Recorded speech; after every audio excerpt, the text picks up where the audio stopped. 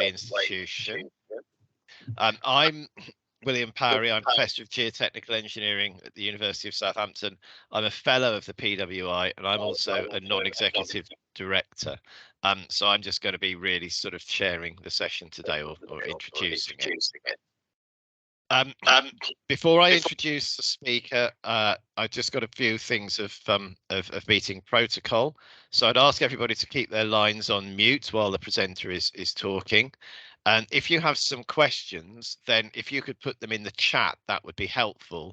And I will try to pick them all up at the end. And if I can read them out, I will. But otherwise, I might ask you to read it out if that's okay. But we'll just sort of play that by ear when we get there. Also, to say that the session's going to be recorded, and then it should be available on the PWI website shortly after the meeting. I'll say something about the upcoming events, but I will wait until after we've had today's talk before I do that, so that we can all focus on the topic of the presentation today. So the subject of today's presentation is the ARSINOE project, and it's about infrastructure resilience in the West Country. And it's going to be presented by Dr. Mehdi Khoury from the University of Exeter. And I won't read the synopsis, Mehdi. I will leave you to introduce the talk. I think we all know what it's all about. So with that, I'm going to mute myself, turn my camera off, and I will give control to Mehdi. Okay, so over to you. Thank you. Thank you. I would like to signal that one of my colleagues, Penny Jess, is in the room. And if you've got any questions, she's the one that actually contacted you guys to organize this talk. So thank you, Jess. And if you've got questions, technical question, I'm happy to answer. But Penny is also greatly involved, so don't hesitate to get in touch with her. So thank you for your hard work, Penny. That's why we have this presentation. Okay, let's get started. What is this project about? ARSINOE. All right, this is a big, one of these giant European Horizon 2020 research project, massive budget. We went a bit crazy in all the things we wrote that we would do. It was quite ambitious and fun at the same time, and risky too. But it's getting really interesting, gentlemen and ladies. We are modeling the cascading failure of critical services, specifically infrastructure critical services, when exposed to climate change and various type of events. So what happens is the overall project aim is to look at what's going to happen in the future when you've got heavy rainfalls, floods, but not just floods, all sorts of damage that can be related to climate change. It could be droughts, it could be heat waves, for that matter, it could be earthquake. We even have a project that's looking at a mix of volcanic eruption, landslides, salt intrusion.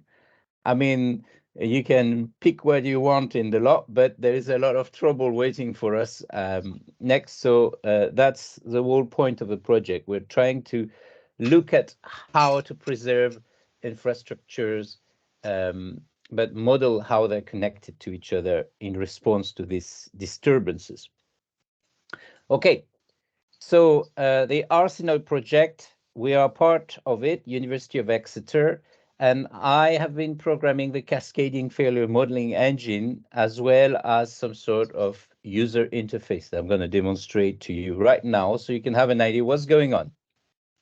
Let me share my screen. There's nothing like a good old demo rather than just abstract PowerPoint slide to get things into perspective. Can you see my screen?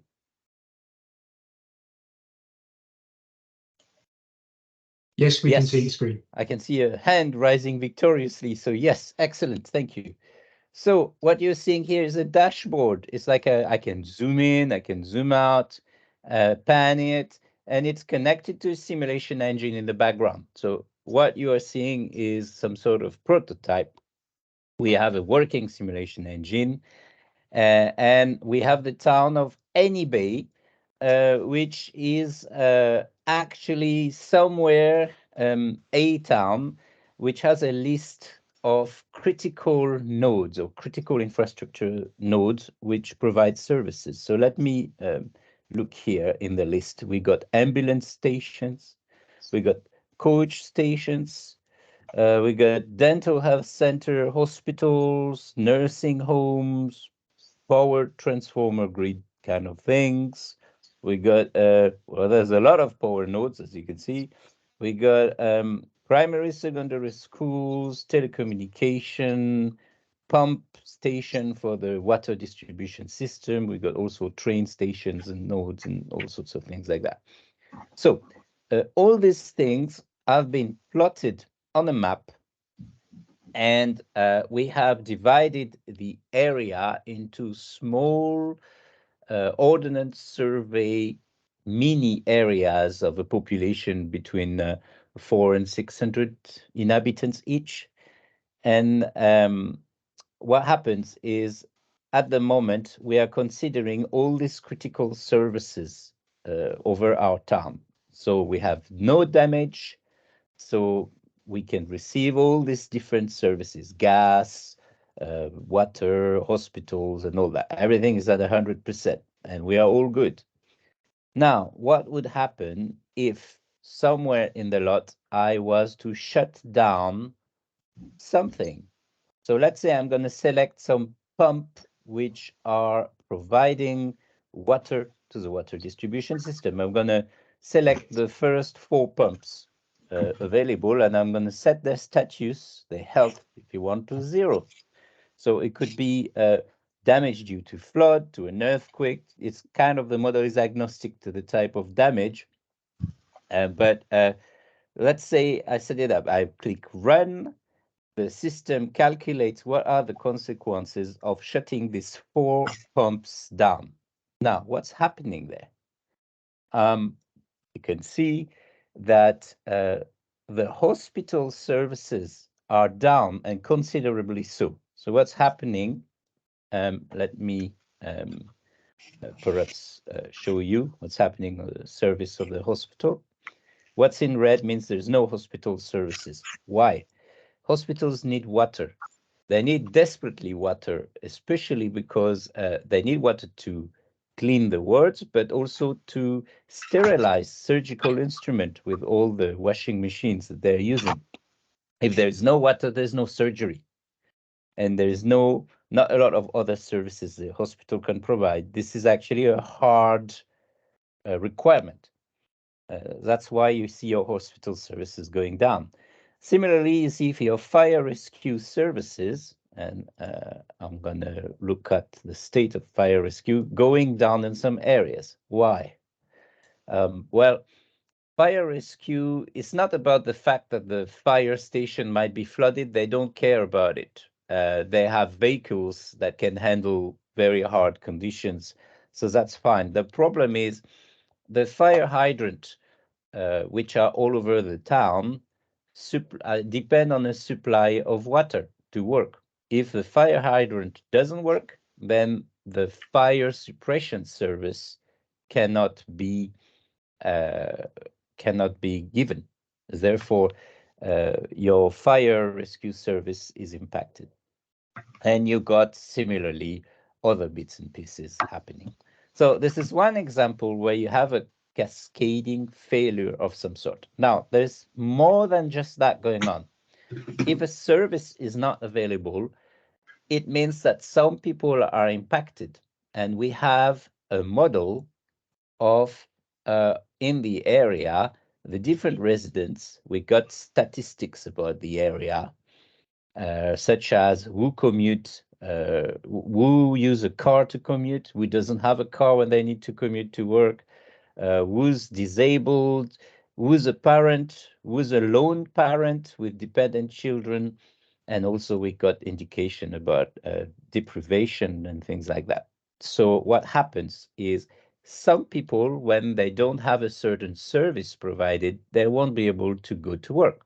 For example, if we close all the primary and secondary school in the area, the statistics we got in each area, we know which people are parents and what kind of industry they work in. So we can infer that they won't be able to go to work, and therefore we can infer workforce unavailability. So let me show you what happens if I close the schools.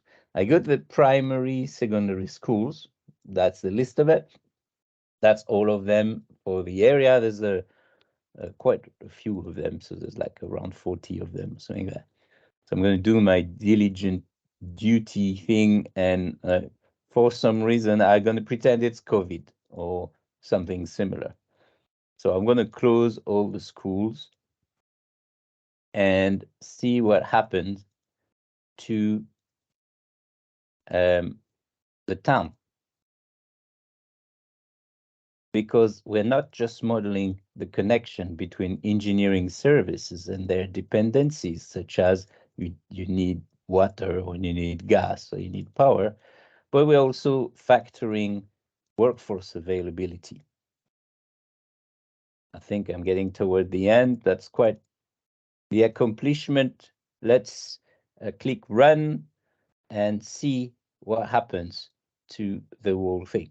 So I've run it. You don't see much of a difference. There is a bit of a difference in some areas, but the main impact, if I order them by workforce availability, because I've closed all the schools in the area, around 17 or 15% of the workforce is not available in a lot of industries, particularly sensitive industries such as hospital. This actually matches statistics of the staff, which are parents.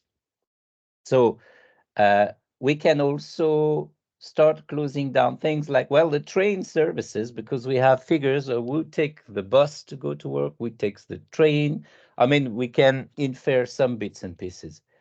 And then the workforce availability will go down, and in turn, this will have an impact. So let me take a step back to show also a couple of things. We also infer workforce availability per industry. It could be a lot more detailed, but I kept it quite generic because there's a lot more subcategories of industry available in the stats. But for example, you'd see that the people that work in sewerage, for example, only 12% of them are, I mean, 12% of the people who's working in sewerage are unavailable throughout the town. So this is like an extra thing.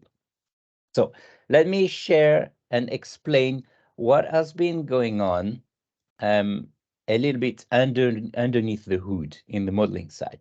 So this is the type of critical infrastructure nodes we are modeling and considering. Let's say we have divided this Any Bay town into lots of different areas, and each area has got some critical service node. For example, a hospital node in area 1 provides a service called hospital service to area 2, 3, and other areas, including the area 1 in which it stands inside. So everything is fine. We have not been flooded. The hospital service is 100%. Now, what happens is suddenly the hospital is damaged. It could be a flood, an earthquake, so on, so on. So in that case, we have a curve for each type of critical infrastructure service that maps the health of the hospital, if you want, how much has been destroyed or disturbed and things like that, to the amount of service it can still give. So some critical services are a lot more resilient. So this curve is imaginary. It's just for the purpose of demonstration here. But you can imagine that hospital services are a lot more robust, a lot more resilient. So they will, even if half of the hospital is down, it will still manage to deliver a lot more services than another type of service, for example. So let's say the hospital health is 80%. If you look at your curve, 80, that means the hospital delivers 65% of services to the other areas. We then look at the input services needed for the hospital to deliver its output. So a hospital needs lots of things. It needs water, power, sewerage. Each type of services has got different type of things they need. Let's say here we have all the services are only at 90% what the hospital depend on to provide its hospital service. So what we do is we have a weighted average. Each critical service has a different weight system with different input services. And we multiply the 65% we had by this average, this weighted average, which is here 90%. So 65 multiplied by 90%, the hospital now deliver only 58.5% of its services. Finally, we look at the workforce availability. And here, let's say we only have 30% of the workforce available. So we have another curve for each type of critical infrastructure that maps the workforce availability to some sort of modifier, some service integrity modifier. So here, because we got 40% of the workforce available, our modifier is 80%. So we multiply the service that the hospital deliver, 58.5 by 80%, and that becomes 52 point something percent. So this is what's going on under the hood, roughly speaking. It's a bit more complicated than that, but this is what we model, which means that in here, each type of service here has got these parameters that can be changed, and that can be here. You will recognize that this is the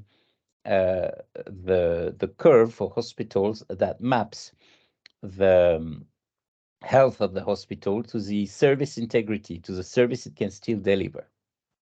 Here there is the curve that can be changed as well, in which you map workforce availability to the service modifier. And here, in the case of hospital, you got the weighted average, your weighted average for the input the hospital depend on. And there is a critical Boolean variable, which means that if it's equal to true, in the case of water, if the water input service is 0, that means the hospital service, its output will be 0, because it depends critically on water. And other type of services have different dependency. For example, if I look at the GP surgery have a critical dependency on power and telecommunication. Why?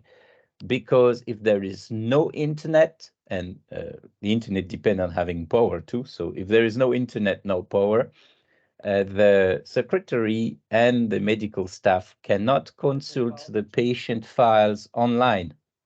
That means they have to close. So if there's no internet, there's no GP surgery. And you have different type of need per critical service.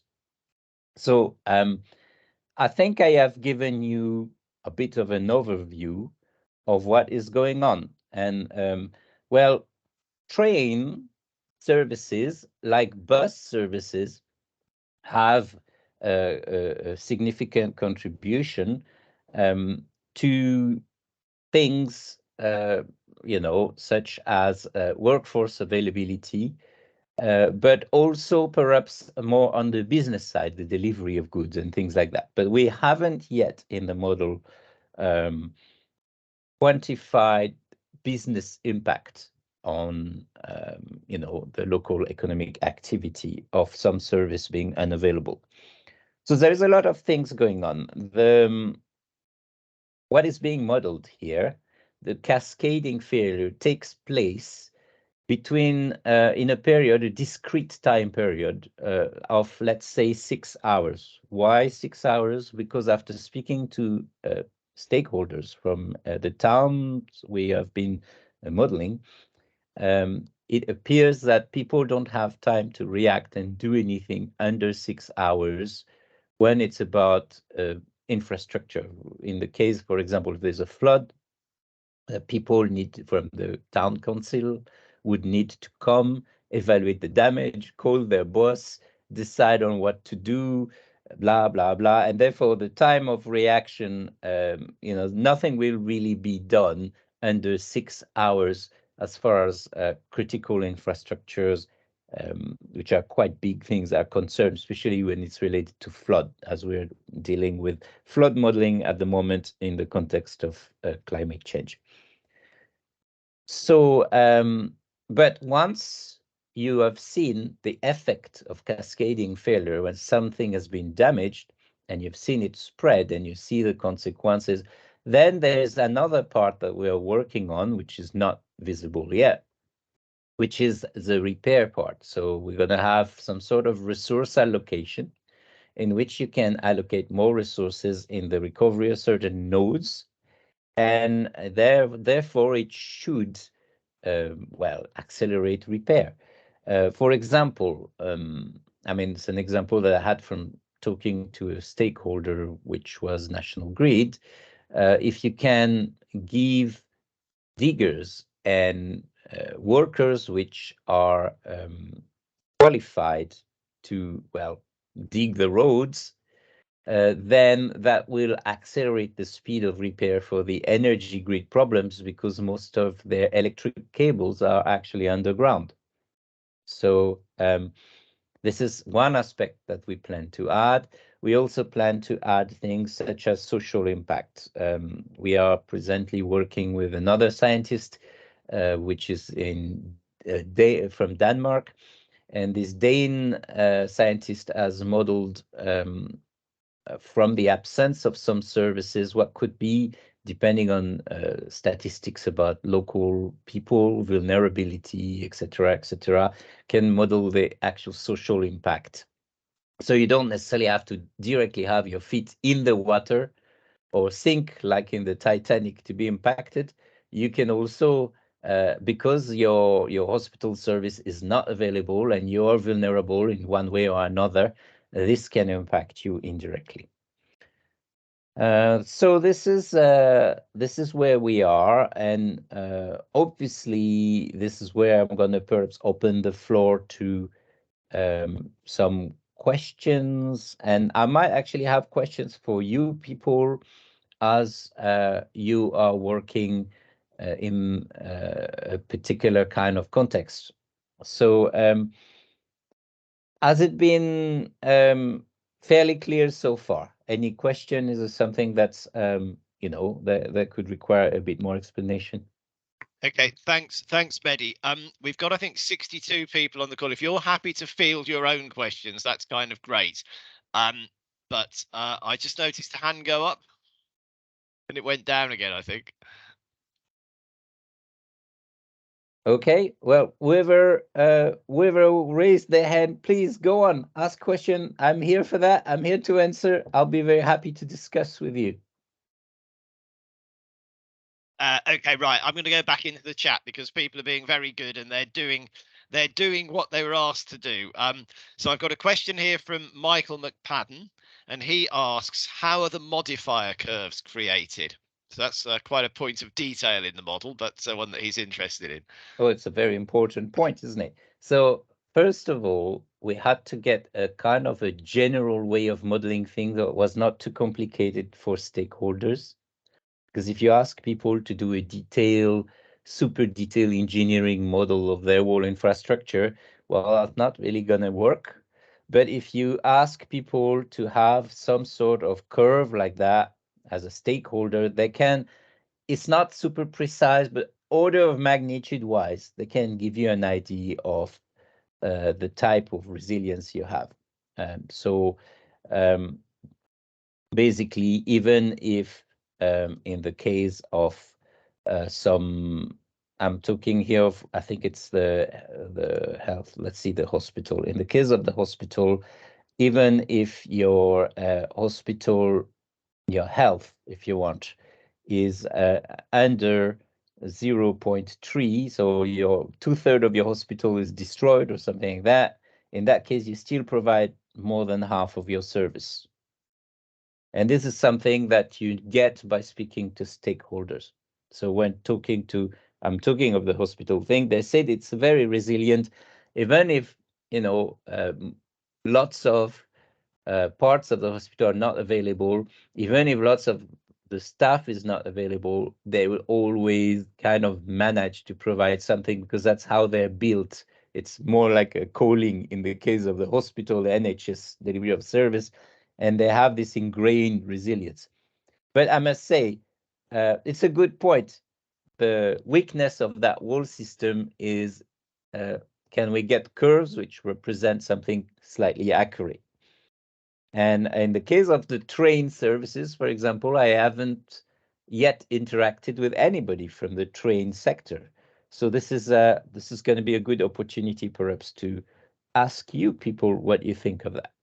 Okay, thanks, Mehdi. We've got a couple more questions coming in, which I'll get to in a minute. But following on from what you've just said, one of the things that I noticed with rail strike days is we were wanting to go off on holiday at the beginning of September, and I think there was an RMT strike on the Saturday and an ASLEF strike on the Friday. And the ASLEF strike was far more damaging in terms of destroying the railway service. There was almost nothing. Certainly where we were on the Saturday, it wasn't too bad. So the question on the modifier curves is there the ability to sort of look at the type of staff who are affected? Because you might lose some staff and they might not be critical front line, but then you might lose others who are. And I guess that's all a bit random in the case of they can't get into work because of flooding. Yeah, that's a very good point. So we have to make some assumption and simplification. In our case, the problem is I would be delighted to get statistical data about the detailed composition of the staff for different type of critical industries. But as you can guess, these data are not necessarily given freely and easily to random scientists that have come around. So as I couldn't get my hands on such data, I could just get vague and fairly general things, like around 16 in some industry, 15-16% of the staff are parents or things like that. I couldn't really, I basically applied that staff is equally represented. So when it's concerned, when the statistics, we work in what industry, I'm just considering it's the whole representative sample of that industry. Yeah, which I think is all you can really do. So we've got a couple of questions which are not unrelated, so I'll perhaps read them together. And apologies if I mangle the pronunciation of anybody's name. But hopefully you will know who I am. So from Robert Buckby, he says, great presentation, thank you. How do you foresee this linking to future infrastructure business cases and funding? And then not entirely unrelated is from Konstantina Kopsalidou, who says, what data did you use to understand the level of resilience of infrastructure? For example, maybe the railway has a drainage system with adequate capacity, and would prevent flooding or prevent it being affected, and likewise for a building. So, that's a sort of a detailed thing. So the questions are really, how do you foresee it linking to business cases? And then, can you take into account the different degrees of resilience of particular infrastructures? Well, to answer your question, I think from a business case point of view, if you can start modeling the consequences and the impact of a devastating event at the level of not just the engineering, the impact on the workforce, but you can also, we use the multicolored handbook and all sorts of engineering impacting measures. And we also have other people which are going to give more accurate economic impact consequences. We also model things like traffic and, well, you can get a pretty good measure of how devastating something is. And we even have things that go beyond, because we link things which are unusual. For example, the impact of primary school being closed and the fact that it impacts hospital services, which will in turn impact some other thing, and perhaps even the amount of care the local water pump will have, which weirdly might impact your train services. Who knows? There is a case there. There is a case. To put it bluntly, okay, we had to revise our model 2 weeks ago because of what happened in Volos in Greece. I don't know if you're aware of what happened. It has rained 1.5 years of London rain in less than 18 hours on the town of Volos. So these were absolutely unprecedented things which are now going to happen to us in the context of climate change here in the UK. And that means that what was usually we would calculate 1 in a 10,000 probability rainfall. We now have to calculate one in 1,000. We now have to calculate 1 in 10,000 probability events. They are going to come to us, these events. And from a business perspective, it would make great sense to be prepared for that, to anticipate. And like, Auguste Comte, the French scientist, which used to say, savoir pour prévoir afin de pouvoir, to know in order to foresee, in order to be able to act, this kind of thing. So from a business perspective, it makes sense. I think I forgot the second question. I'm so sorry. No, don't worry, it's my fault for conflating the two. So the second one is basically, can you understand the level of resilience of infrastructure? So, for example, a particular bit of railway might have a drainage system which makes it resilient, whereas another bit might not, and ditto with a building. Well, that's unfortunately depending on the level of granularity of the data I can get. And I'm hoping that by contacting you, perhaps you can give me a little bit more data about that, if you have some, because I have to use fairly general. These curves are my way of basically modeling things. I do model flood on a 1 meter by 1 meter grid with the depth level for the town I'm analyzing. So we have fairly precise, flooding data. And we have figures about for each type of critical service. For example, if you'd go more than 15 centimeters, then you are in a level of damage, let's say level 2, for example, and this can have particular consequences. If you got local data, which give an even more precise picture of the problem, that's better. But any system, there's no magic. You're only as good as the data you got. So I'm only as good as the data I've got, which are fairly generic, if I must say. Okay, so there's a request possibly for more data. And I suppose the thing is that if you wanted to make a business case for example, improving the resilience, that would then link to the previous question that you answered, which is why I probably incorrectly conflated the two. So there's a question from Katrina Hannon, who says, can the model be applied to cities or just towns? So, for example, regarding workforce availability, how do you know the industries people work in a particular area? Or could you survey staff home addresses for the place of work? And where some, obviously, I suppose the thing is, if you look at a bigger city with good transport infrastructure links, people possibly travel longer distances in a variety of ways. So that's the substance of Katrina's question. Okay. Well, we actually do have statistics for each output area on who commute what distance. So we know who commute less than 30 kilometers, for example. So we'll know who depends on train and who doesn't have a car. For example, we know who doesn't have a car and has to commute more than 30K to go to work. So, well, we know who depends on train. So yeah, there is a surprising amount of detail available in the ordnance survey on this kind of thing. Is totally underexploited. Yeah, well, basically we've got so many data, we don't know what to do with it. So yeah, we can do a lot of interesting things with that. Although I don't have all the answers yet, but yeah, we're considering bigger models, but you got to start small. I mean, we start with a small town, we check what we can do. If it works all right, perhaps we can make it bigger. Okay, so that segues quite nicely into the next question, which is from Michael McPadden, who said, how are you planning on validating your models and is there enough data available? Well, I'm gonna validate my model by using calibration, a good old, I guess, engineering technique, in the sense that I'm gonna make everything go wrong. I'm gonna check if it maps whatever statistical data I've got available. For example, what I've done for the consequences of closing the schools is I've checked what was the impact on the workforce availability in hospitals, and then I asked the hospital people what percentage of the staff are parents of kids under 12 years old. And it actually matches roughly what I get. So as long as it's a match from an order of magnitude perspective, I can say I'm quite satisfied. I'm not going to look for the difference between 0.4% and 0.3% because there's no point. My data are not precise enough for that.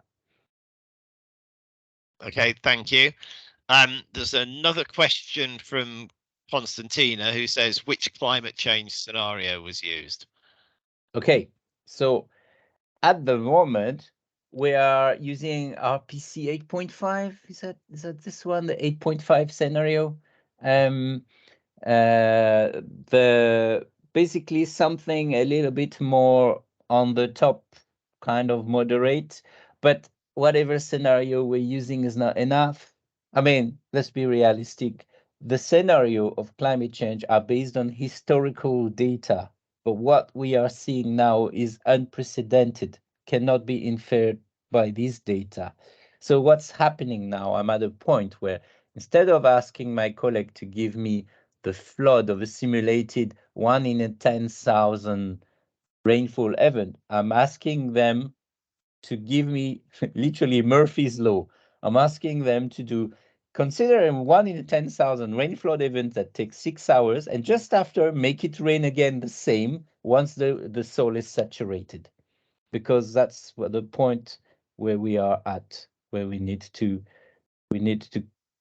take that into account now. We can't really, I mean, yes, we are using these climate models, but they're essentially outdated because what's happening at the moment has never been seen.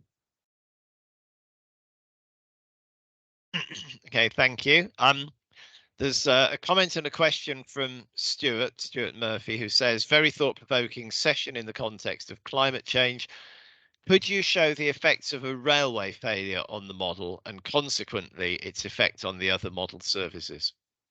Okay, so in my present model, I can't show you what's been implemented, but this is why I wanted to talk to you people, because I have little data. I haven't interacted with the railway stakeholder yet. So let me show you what's happening. So far we had closed the school, we had closed the primary, some pumps in town. This is where we are, and workforce availability is like that. Now I'm gonna close the railway. Now let me show you how I model the railway, what curve I've got, and perhaps we can discuss later via email if there are things. So I wrongly or rightly, I have no idea because I don't know much about railway. I said that in order to work properly, railway services as a hard kind of requirement need to have telecommunication and power. And that without power or telecommunication, there is no such thing as a railway service. I don't know if that's true, but if there is an impact on the delivery of power or telecommunication, then with this kind of weight, the output services from the railway will be impacted. These are the curves that have been put for the railway. And if I were to, let's see, by alphabetical order, let me just find the train. There's not that many train nodes in the area I'm considering. There are definitely some. Yeah, train station nodes. So I'm gonna turn them off.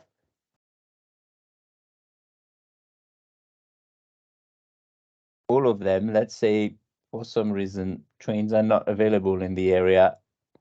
Big problem, no communication, no power, perhaps some strike. I click run. This is where we are. Let me click run.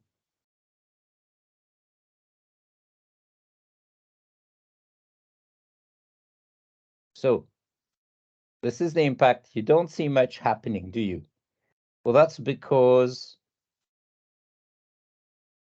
as far as I'm concerned, I haven't really modeled any critical service here that heavily depend on trains in order to function properly. Hospitals don't depend on trains, although they depend indirectly with the workforce. So the only consequence I can see is instead of having 15 or 16% of your workforce unavailable, you start having 3 or 4% more of your workforce which is unavailable. And the biggest impact might be, in the case of school, for example, for transportation, would be bus, because 60% of the student depends on bus transportation in the case of school. But yeah, so the way the event is modeled here, we have something like a 4% impact on workforce availability, because I do not have, for example, economic business activity dependency kind of data. I know mass-wise, 95% of freight comes via train inside the country, but that is linked to business activity and not necessarily critical services as such. Yeah, does that answer your question? So I can do with some improvement and feedback from you guys for the train services. I would love to, because that would be something to develop.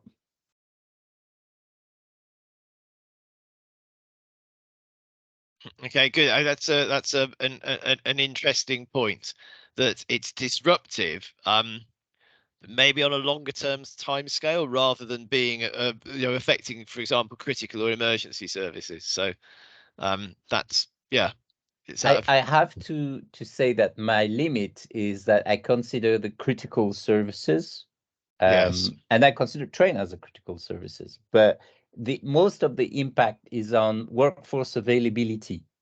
Of course, the freight trains are providing lots of important stuff, and it might have an impact on, other things. I'm just ignorant of it. Sometimes you have to admit your ignorance to start somewhere, and I have to admit so.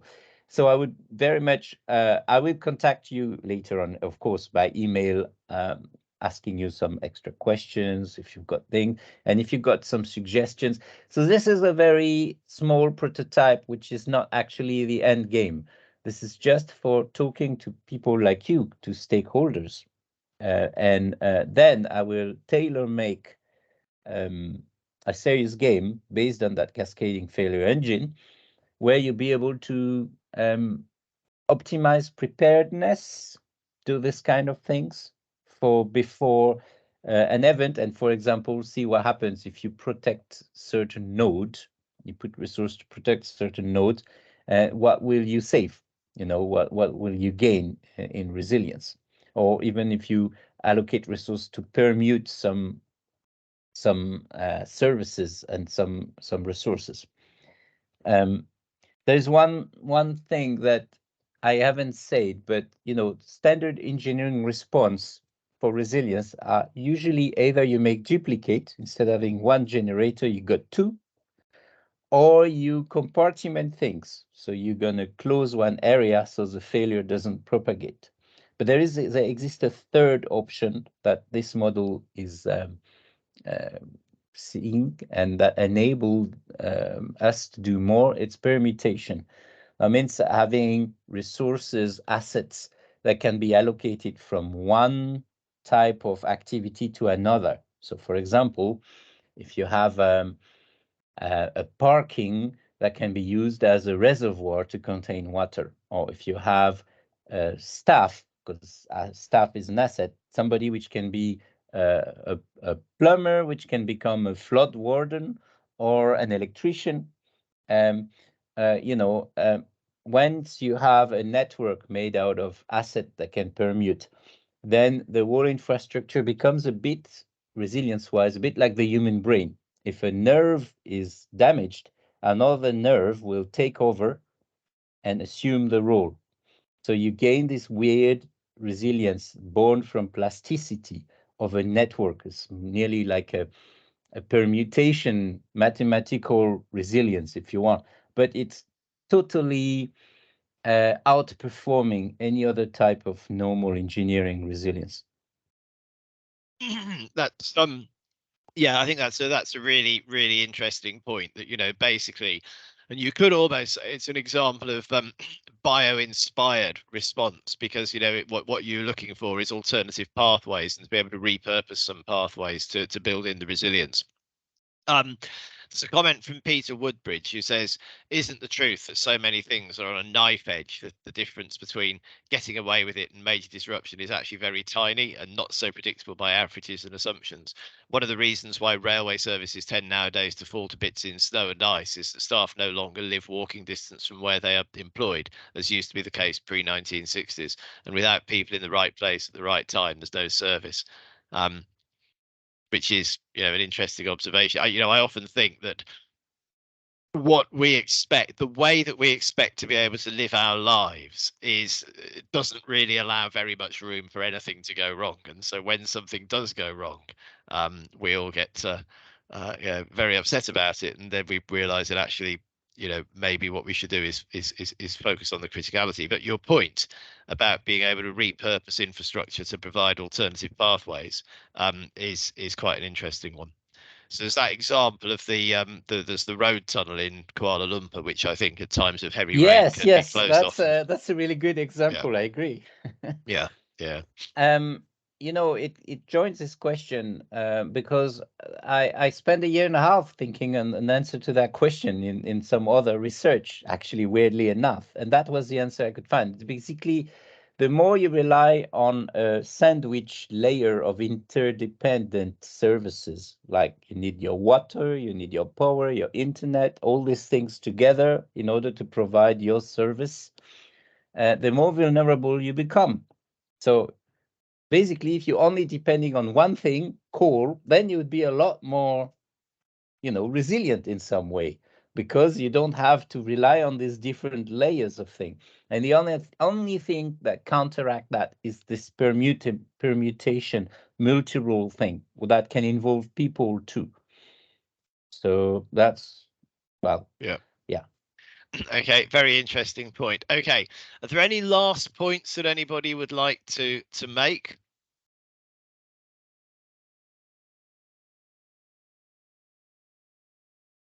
Okay. If you are Or do you want to ask interested, us anything, Mehdi? Yeah, go on. yes, I want to make a point. First of all, this is free lunch, people.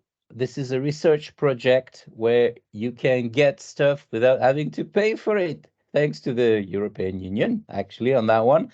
So what I mean is, if you want a tailored, serious game for preparedness, where you can see the impact of the train services on the overall activity, or the impact of the overall activities of other sectors on the train services, then that's something I can design, arrange with your feedback. It's just a matter, because I'm paid to basically do that. That's something that can be delivered to you with your help. And if you got a little bit of not necessarily sensitive information, but that can help to improve a bit the modeling, then that would be absolutely amazing. Okay, so there is an offer.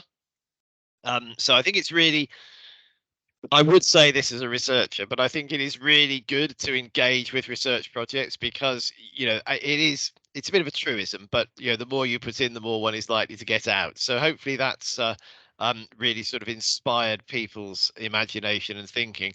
And what it's really demonstrated is, the way we do live in a very complex world, and everything is really joined up. So you can't really think of any one system in isolation. It really is a sort of joined up system of systems. And the railway can both it will both affect and be affected by other systems.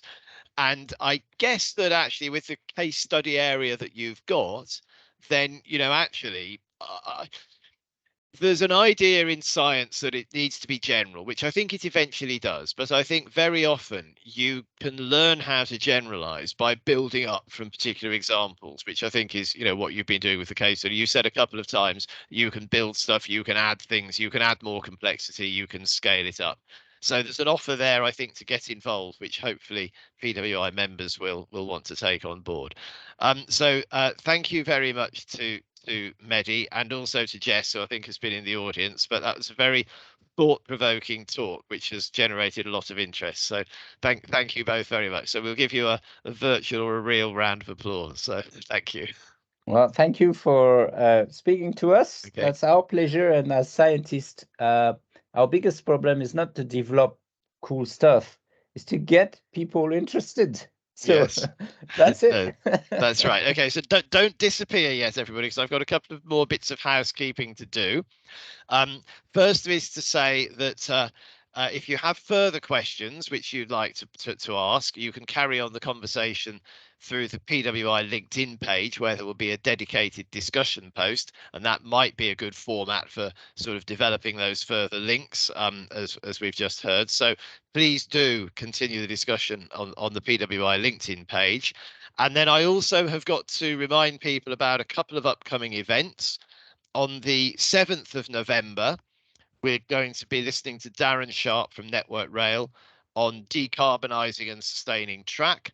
And this, the sort of teaser for this is that with Network Rail's Net Zero 2050 strategy in place, the presentation will provide details of how Network Rail is reducing carbon in track materials and introducing circularity within its supply chain for 2025.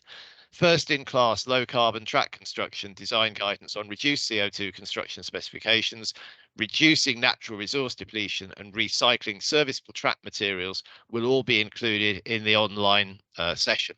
So that's 7th of November. That's Darren Sharp from Network Rail. Then 2 weeks after that, it will be Darren Sawyer from TfL, who's going to be talking about the TfL Emergency Response Unit. So 2 dates for your diary, the 7th and then the 21st of November. And I think that probably concludes things. So again, thank you very much to Mehdi and to Jess. Hopefully you'll get some good interaction, some good feedback. Thank you everybody else for joining, and thank you for the lively discussion. And I hope that's been a lunch hour well spent. So thanks everybody, and don't forget to continue the conversation on the PWI LinkedIn group. Okay, bye then. Thank you. Bye-bye. Thank you. Bye-bye. Bye. Thank you.